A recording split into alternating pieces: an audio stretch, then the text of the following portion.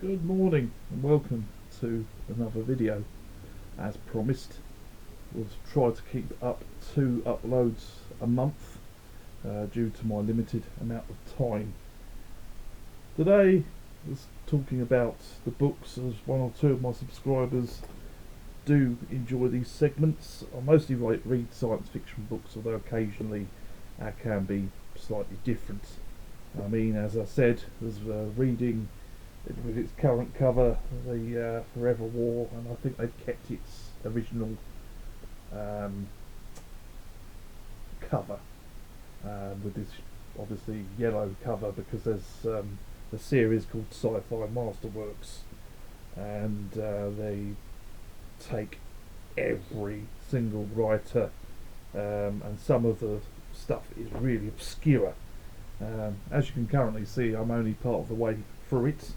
It's written in the 70s and very much so after 2001: Space Odyssey, and it's very, very militaristic, talking about alien threats that you don't really know what they are, who they are, and what they do, but everything seems to take quite a long time to get to and from.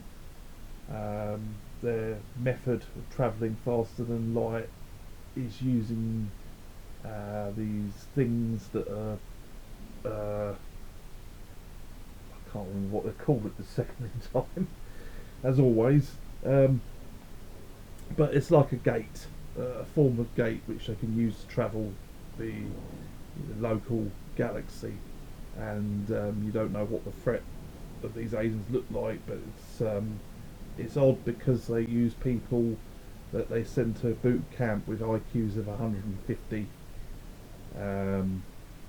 Seem to be looking for particularly bright individuals, and also the dangers represented by working on a training camp which is on Pluto or Charon.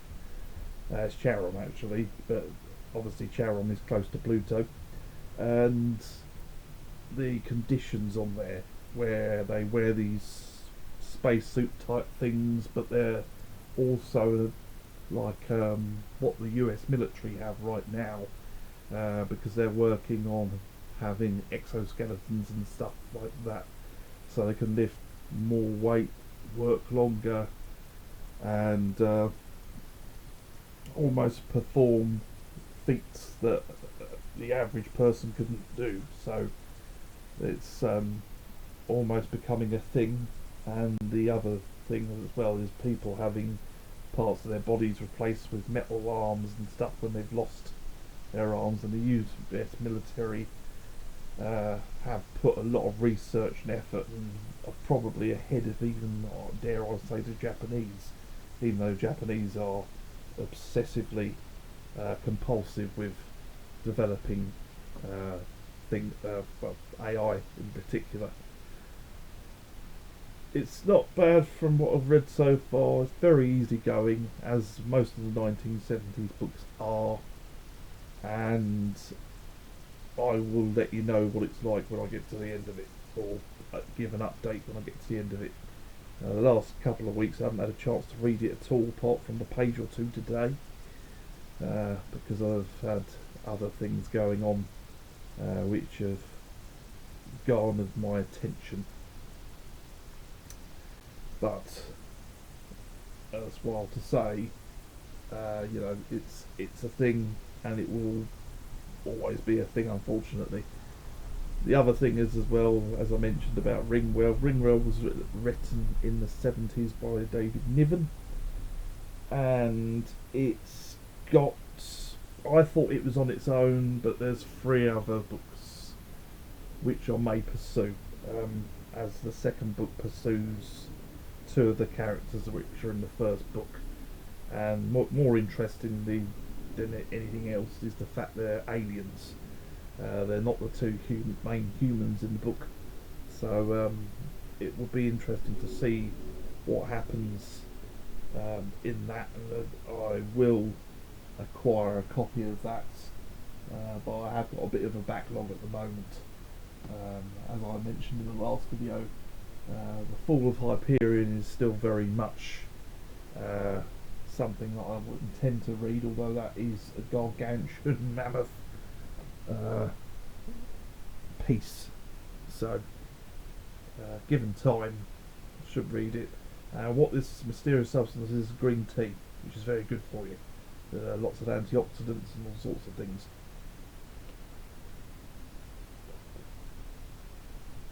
I digress. Also, I will be starting to review, as I am a fan of classic Doctor Who, and I have been gradually replacing my DVDs for Blu-rays, primarily because the Blu-rays take up a lot less space, and most of the extras that are on the DVDs are on the Blu-rays anyway. Many people say, "Oh, you just use iPlayer and all that kind of stuff."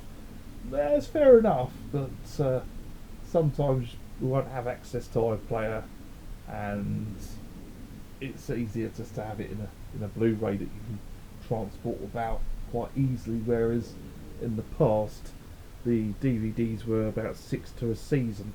Later seasons only 4, because they reduced it down to 13 episodes by the end of its original run.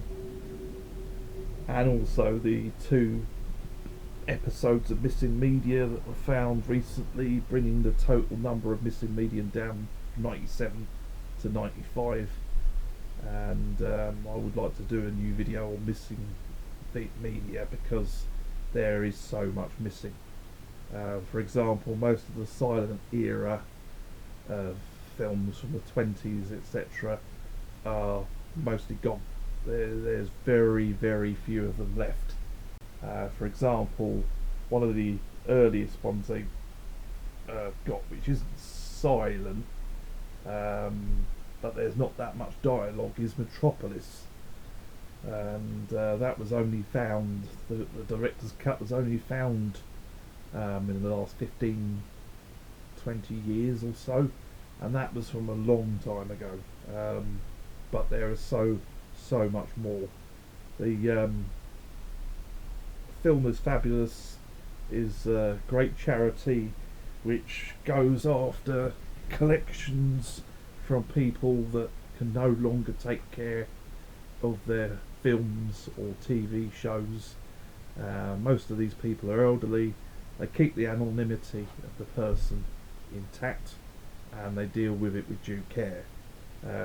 As those 2 episodes of Doctor Who were found in somebody that had passed away after an illness, and had to legally go to court with the estate, who agreed for them to take them off their hands. They work with Del Fonte, I think I got it all with Delmont, University of Leicester, who have the facilities to check these films. They have Hammer Horror underneath their banner, and they are helpful. Most of the people that work for them are volunteers. If you wish to donate to Film is Fabulous, then go to the main website and you can donate as much as you can afford, if you so wish to. They're not specifically there to find Doctor Who missing episodes. Doctor Who missing episodes are a consequence of it, and what makes it more interesting is the story they found was thought never to be found, because they only made 1 copy for overseas, and those are accounted for. What has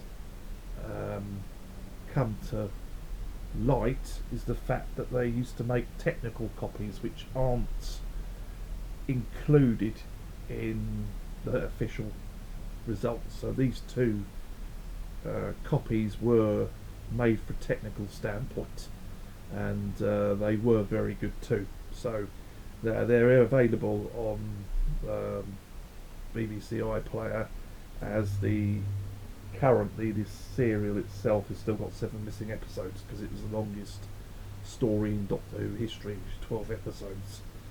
Back in those days, they were 25 minutes long, and the 2 episodes they found the first Doctor are very good.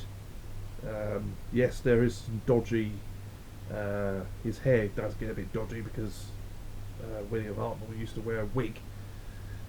But other than that, it's quite good. And also Peter Purvis, which many of our older viewers will know, appeared on Blue Peter later on for 10 years. So he was pretty good. A lot of his stuff is missing. Missing isn't really the right word. Wiped, I would say, is possible. It's been 13 years since they last found any episodes, and I believe, even though the film is fabulous, hasn't got any at the moment, I believe that they may find more. So please support them. They've got a link on their main website. They're a charitable organisation, so no one is profiteering out of it, and most of the material is handed to the original owners of the material, which in this case is the BBC. And I have my own issues with the BBC, and I'm sure many of you others do. The BBC is a British Broadcasting Corporation, and you have to pay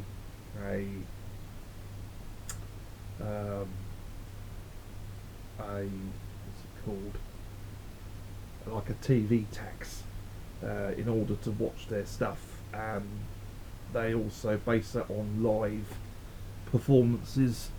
I did briefly tell them that for 6 months I didn't require a license. However, on rejoining them, they charged me for the entire year. So that's a very bad thing, really.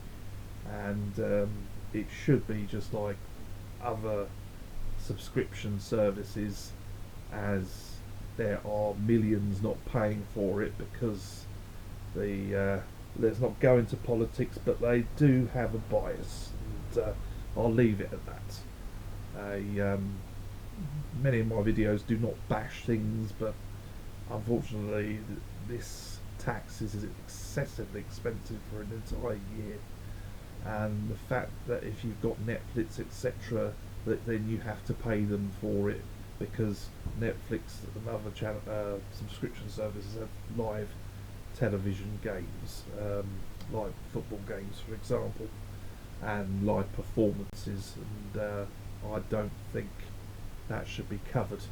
The BBC is not responsible for a live football game on Amazon Prime, for example, and none of the money goes to the others.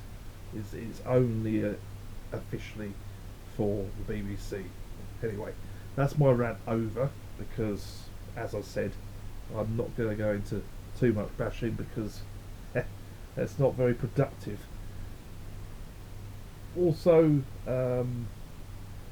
other things they found are things like, apparently before Marvel's Avengers, there was a TV series called The Avengers and the New Avengers.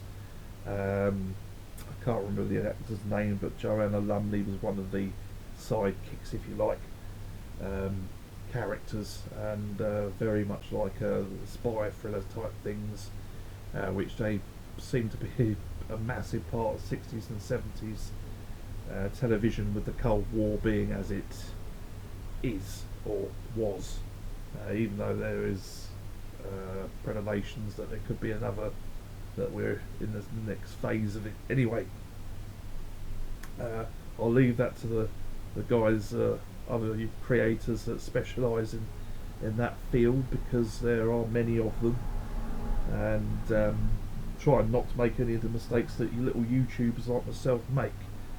And I do intend to go to the pro side of this software that I'm using, because as it'll be pointed out when I put this on, that it will be on something called CapCut, which is Uh, very simple to use, very good.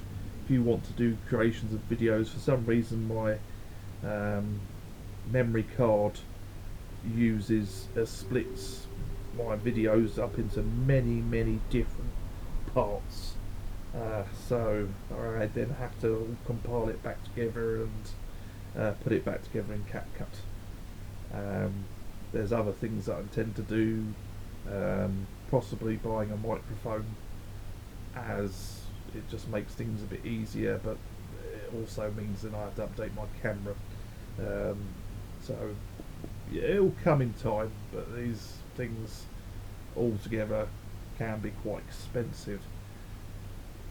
The other things that I'd like to talk about is obviously um, going over to my Xbox X. I've had it for a year. I've still not plugged it in yet. I still haven't actually got any Xbox X games. I think the Xbox X is going to be the last Xbox that I will buy, because the direction in which the company has gone is not great, and unfortunately they seem to have sold it down the river, and the future, I think, will belong to Sony. As But the only issue with the Sony games I have is I don't like the controllers. If they could have a way where you could use an Xbox controller with a Sony, I'll sign on. Where's the dotted line? But I've always had issues with this Sony controllers, as I've played a number of PlayStation games, and it's just I find it really awkward. I mean, it can't just be me. I still like my PC games, and I have many on my laptop, which I'm revisiting. Although I would like to get some new games on there, because obviously you can only play the good old titles so many times.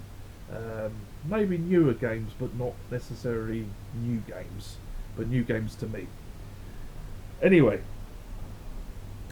for my subscribers, thank you for supporting me, thank you for your kind comments, and I will see you in the next video. Thank you, goodbye wherever you are, have a great day or a great week, and I'll see you in the next one. This is 4046 out.